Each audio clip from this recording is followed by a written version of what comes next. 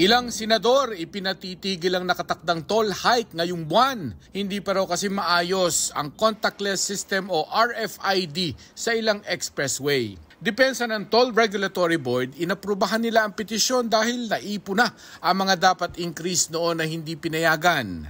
Ang Metro Pacific Tollways Corporation na operator ng NLEX, SCTEX, CALAX at Cavitex, sinabing pinapalitan na nila ang mga nagkaaberyang RFID reader.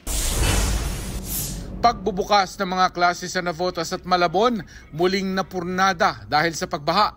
Hindi pa rin naaayos ang nasirang floodgate doon na makatutulong sana lalo kung high tide.